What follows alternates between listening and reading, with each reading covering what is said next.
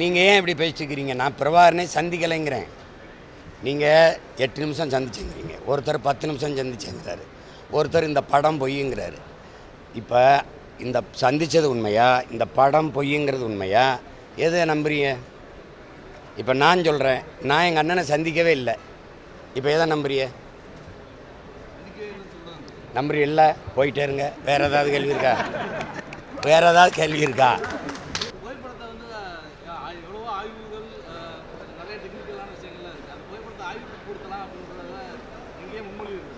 யாருக்கு நிரூபிக்க வேண்டியது அவசியம் இருக்குது? யாருக்கு நிரூபிக்க வேண்டிய அவசியம் இருக்குது?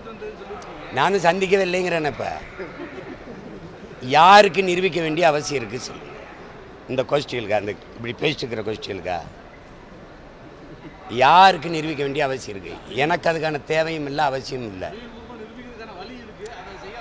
அது தேவைன்னா தானே செய்யணும். அந்த ஃபோட்டோவில் இருக்கிறது நானே இல்லைங்கிறேன், அப்புறம் என்ன பேசிட்டுக்கிறீங்க?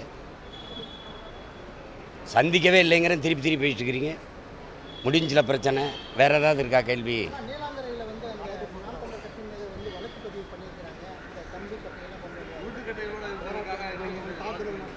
துப்பாக்கி ஏன் விட்டீங்க? துப்பாக்கி வெடிகுண்டை ஏன் விட்டீங்க? அதையும் சேர்த்து வழக்கு போட சொல்லுங்கள். நீங்கள் கட்டையை பார்த்தவங்க அதை பார்க்காம இங்கே பண்ணீங்க.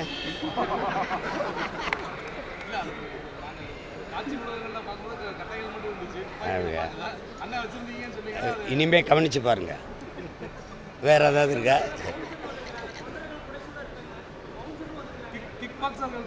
நானே பெரிய பவுன்சர் தான். இல்லை யாரையாவது பேசுகிறவங்க இல்லை எப்படி சண்டை போட்டு காட்டணுமா? இல்லை எதாவது சொல்லுங்க தம்பி. வேற ஏதாவது கேளுங்க தம்பி. எதில் நான் இல்லை நான் B team, A team, DMK இருக்கிறதுனால நான் பி டீம் ஆகிட்டுவேன்.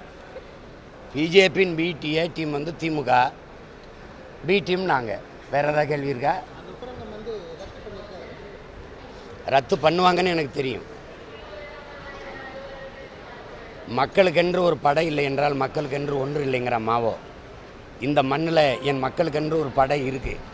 நாம் தமிழர் என்கிற அரசியல் புரட்சி படை அது இருக்கிற வரை நான் அன்னைக்கும் சொன்னதான், அதே நிலத்தில் சொன்னேன், நீ ஒரு பிடி மண்ணையும் எடுக்க முடியாது, தோண்ட முடியாதுன்னு.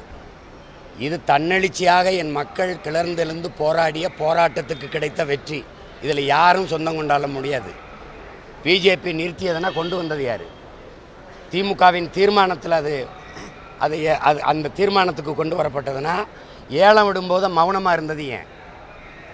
பிஜேபியின் அமைச்சரை கேட்குறாங்களே, நான் இத்தனை முறை ஏலம் விடும்போது, டெண்டர் விடும்போது பேசாமையே வாய் மூடிக்கிட்டு இருந்தீங்கன்னு. அப்போ உங்கள் எதிர்ப்புக்கு இல்லை, மக்களின் தன்னெழுச்சியான கிளர்ச்சியான பேரெதிர்ப்புக்கும் புரட்சிகர போராட்டத்துக்கும் கிடைத்த வெற்றி. அதுதான் நியாயமானது. அதை ஒத்துக்கிறதுக்கான நேர்மையும் உண்மையும் உங்களுக்கு இருக்கணும். செய்திகளை உடனுக்குடனும் துல்லியமாகவும் தெரிந்து கொள்ள சப்ஸ்கிரைப் பண்ணுங்க.